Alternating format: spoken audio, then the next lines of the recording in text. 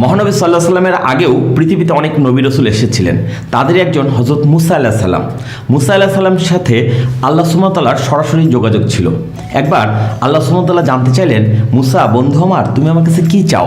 মুসা নবী বললেন, আল্লাহ আপনি তো সর্বশক্তিমান, আপনি যদি আমার জায়গায় থাকতেন আর আমি যদি আপনার জায়গায় থাকতাম, তাহলে আপনি আমার কাছে যেটা চাইতেন আমি ওইটা চাই।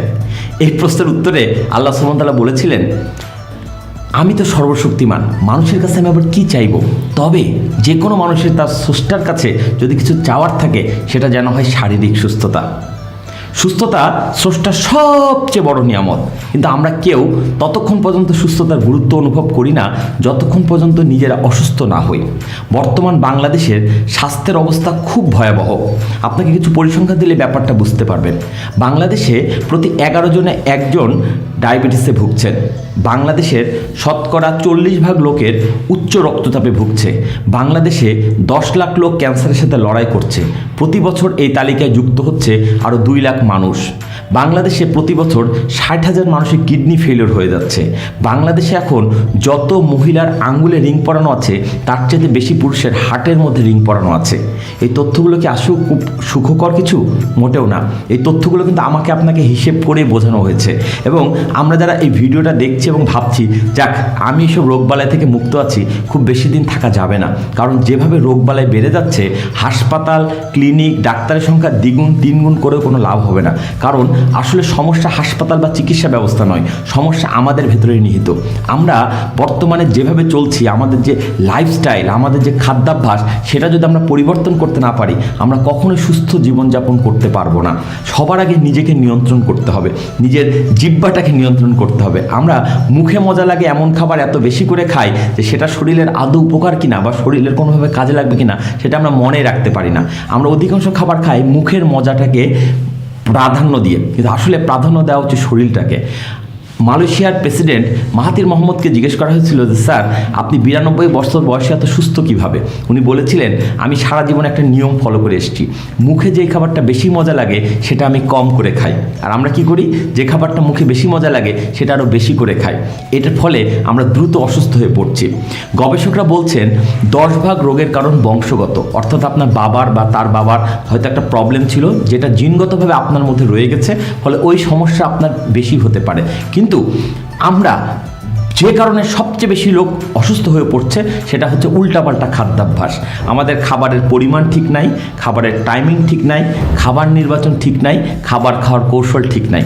যদি কেউ এই নিয়মগুলো ঠিক করতে পারেন, তাহলে তিনি সুস্থতার অনেক কাছে থাকতে পারবেন। তার জীবনেও ডাক্তারের কাছে যাওয়া লাগবে না, কোনো হাসপাতালে রুগী হওয়া লাগবে না। কিন্তু আমরা এখন হরহামেশা রুগী হয়ে যাচ্ছি।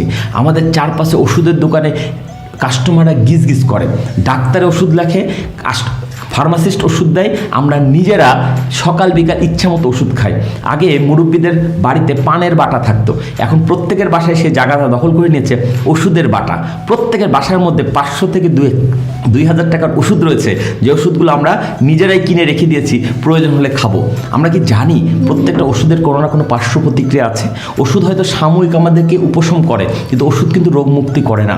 রোগ মুক্তি হয় আপনার শরীরের নিজস্ব রোগ প্রতিরোধ ক্ষমতার কারণে।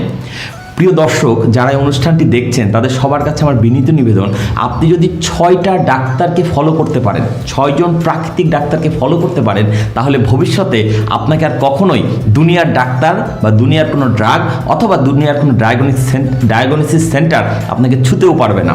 সুতরাং আমাদের উচিত প্রাকৃতিক নিয়ম ফলো করা। সৃষ্টির শুরুতে আদম আলাইহিস সালাম 1000 বছর বেঁচে ছিলেন, তার কোনোদিন রোগবালাই ধরে নাই। নূহ নবী 600 বছর বেঁচে ছিলেন, তাকে কখনো রোগবালাই আক্রান্ত হয়নি। আর আমরা 30, 40, 50-এর পরে রোগাক্রান্ত হয়ে যাচ্ছে কেন? আপনি একটু চিন্তা করেন তো, 2টা গাড়ি কিনলেন একই দিনে একই মডেলের, তারপর একটা গাড়ি তেলে চালালেন, আরেকটা গাড়িকে খরচ বাঁচানোর জন্য সিএনজি করে নিলেন। 5 বছর চলার পর যদি আপনি কোনো অ্যাকাউন্টেন্টকে বা হিসাববিদকে দেন এই 2টা গাড়ির বুক ভ্যালু বের করার জন্য, তারা ডেপ্রিসিয়েশন করে বলবে যেহেতু 2টা গাড়ি একই সময় কেনা, একই মডেলের এবং একই সমপরিমাণ সময় অতিবাহিত হচ্ছে, তাতে 2টা গাড়ির বুক ভ্যালু সেম। কিন্তু আপনি চিন্তা করে বলেন তো, আসলে কি 2টা গাড়ির বুক ভ্যালু সেম? না। কেন? কারণ একটা গাড়ি তেলে চলার কথা তেলেই চলেছে, আর একটা গাড়ি তেলে চলার কথা কিন্তু সিএনজিতে চালিয়েছেন। ফলে আপনার খরচ হয়তো বেঁচেছে, কিন্তু এই যে তেলের গাড়ি সিএনজিতে কনভার্ট করলেন, এর ফলে গাড়ির ভেতরটা ঝাঁঝরা হয়ে গেছে। একইভাবে মানবদেহ যে খাবার দিয়ে চলার কথা, যে খাবার দিয়ে মানুষের বেঁচে থাকার কথা, সেই খাবার থেকে আপনি যত বিচ্যুত হবেন, যত আপনি উল্টাপাল্টা খাবার খাবেন, তত আপনার ভেতরটা ঝাঁঝরা হয়ে যাবে। প্রাকৃতিক খাবার সৃষ্টির শুরুতে আগুন পর্যন্ত ছিল না, তাহলে মানুষ কি খেয়ে বাঁচত? প্রাকৃতিক খাবার খেয়ে বাঁচত, টাটকা খাবার খেয়ে বাঁচত। আর এখন আমরা প্রতিনিয়ত খাবারকে বিকৃত করতে করতে করতে করতে এমন একটা জায়গায় নিয়ে গেছি যে খাবার এখন আসলে মানুষকে বাঁচিয়ে রাখছে না, বরং মানুষকে প্রতিনিয়ত রোগাক্রান্ত করছে। পৃথিবীতে যত মানুষ এখন খেয়ে মারা যাচ্ছে, তার চেয়ে খুব কম মানুষ না খেয়ে মারা যায়। আমরা উল্টাপাল্টা খেয়ে আমাদের শরীরের 12টা বাজিয়ে ফেলছি। আমি আরেকটা তথ্য দিয়ে আপনাকে বোঝাতে চাই। আচ্ছা, ধরা যাক 2টা গাড়ি আপনি কিনলেন, একই দিনে একই সাথে সিএনজি করলেন না, 2টাই তেলে চালালেন, কিন্তু একটা গাড়িকে শুধু অফিসে যাওয়া এবং আসার কাজে ব্যবহার করলেন, অর্থাৎ দিনের মধ্যে আধা ঘন্টা থেকে 1 ঘন্টা চলে। আরেকটা গাড়ি উবারে দিয়ে দিলেন, পাঠাওয়ে দিয়ে দিলেন, অর্থাৎ 24 ঘন্টা গাড়িটা টোটো করে ঘুরছে।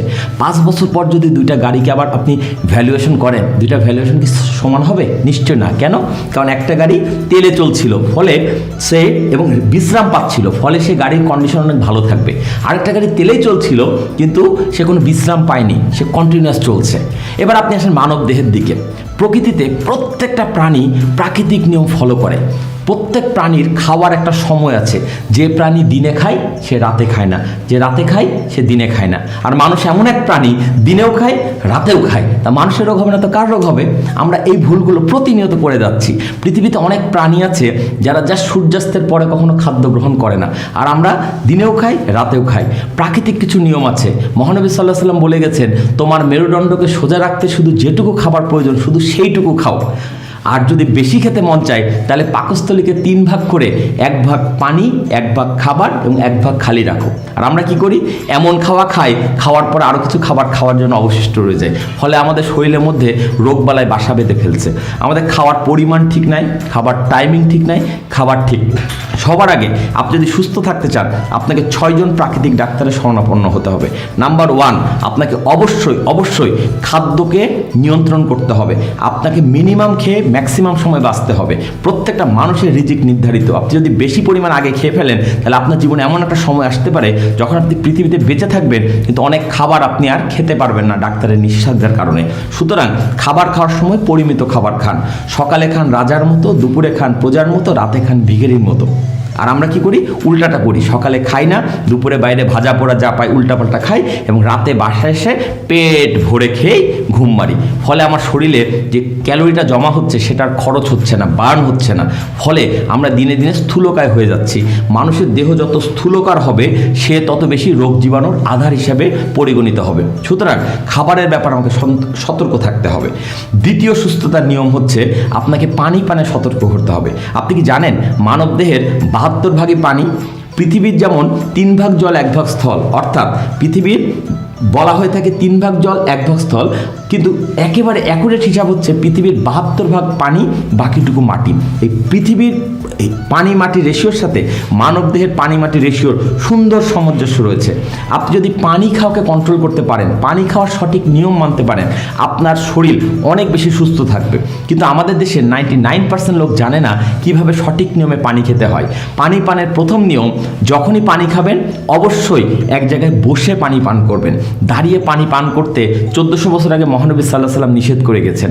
এখনও অনেক ডাক্তাররা ওই একই কথা বলছেন। তারা বলছেন যদি কেউ দাঁড়িয়ে পানি পান করে তাহলে সেই পানিটা প্রথমে পাকস্থলীকে হিট করে, তারপর কিডনির দিকে চলে যায় এবং কিডনি কেঁপে ওঠে।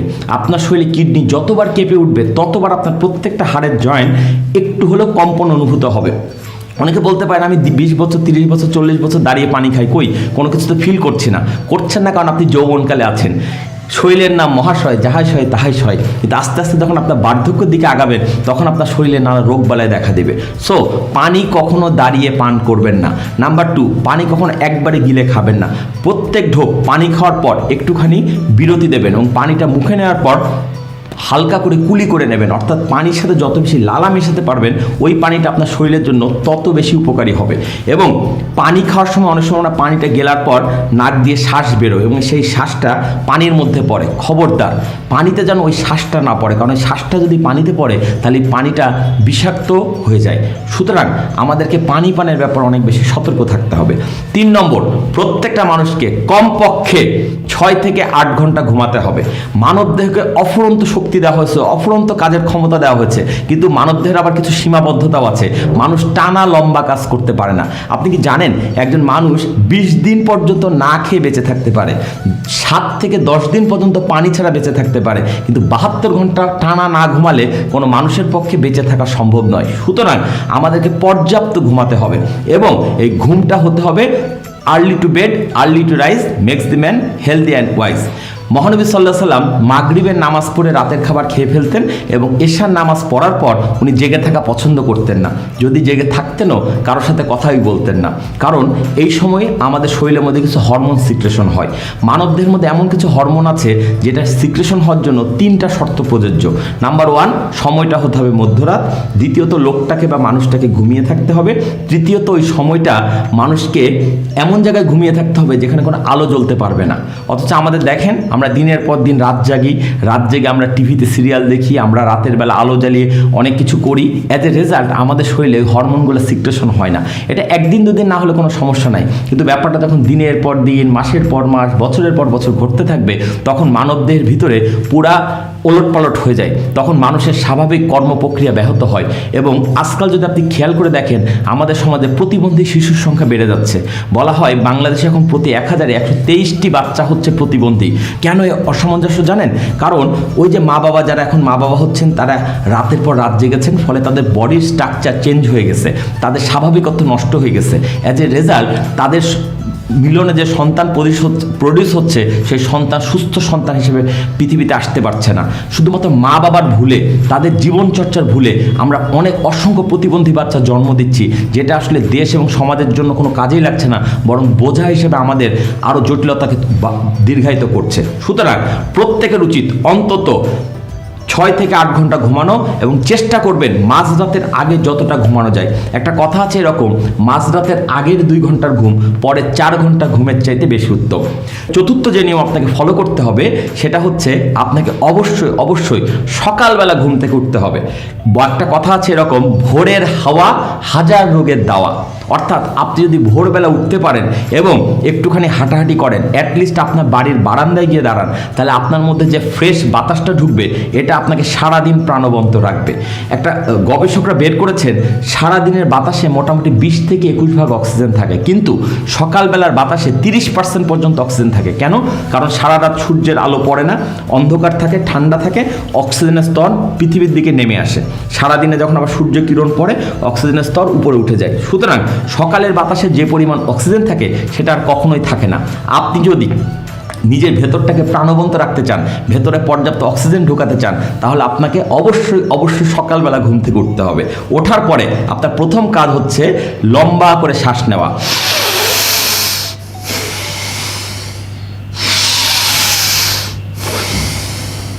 প্রথমে নাক দিয়ে নেবেন, নাক দিয়ে ছাড়বেন, তারপরে নাক দিয়ে নেবেন, মুখ দিয়ে ছাড়বেন।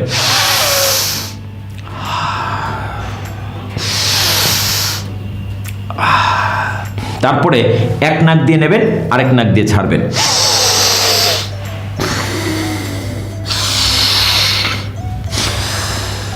আপনি যদি সারাদিন তো এই কাজটা করবেনই, সকালবেলা ঘুম থেকে উঠে এই কাজটা কয়েকবার করতে পারেন, তাহলে আপনার ভেতরে যে পরিমাণ অক্সিজেন জমা হবে সেটা আপনাকে সারাদিন প্রাণবন্ত রাখবে। পঞ্চমত, আপনাকে সকালবেলা অবশ্যই একটুখানি হাঁটতে হবে এবং হালকা দৌড়াতে হবে। কেন? কারণ আমরা সাধারণত জিমে গিয়ে যে ব্যায়াম করি, আমাদের মাসলের ব্যায়াম করি, এগুলো বহিরঙ্গের ব্যায়াম। আমাদের বহিরঙ্গের ব্যায়াম প্রয়োজন আছে, বাট এই অঙ্গগুলো ছাড়াও কিন্তু একটা মানুষ বেঁচে থাকতে পারে। মানুষ যে অঙ্গগুলো ছাড়া বেঁচে থাকতে পারে না সেটা হচ্ছে তার ভেতরের অঙ্গ, যেমন তার হার্ট, লিভার, কিডনি ইত্যাদি। এই অঙ্গের ব্যায়ামের কথা কি কখনো ভেবেছেন? আপনি জেনে অবাক হবেন, আপনার ভেতরে যে অঙ্গগুলো আছে তার প্রত্যেকটার সাথে হাত এবং পায়ের তালুর মধ্যে কানেকশন আছে। যদি আপনি প্রতিদিন একটুখানি হাততালি দেন, তাহলে অন্যকে উৎসাহিত করা হয় না, নিজের শরীরের ভেতরে ব্যায়াম হয়।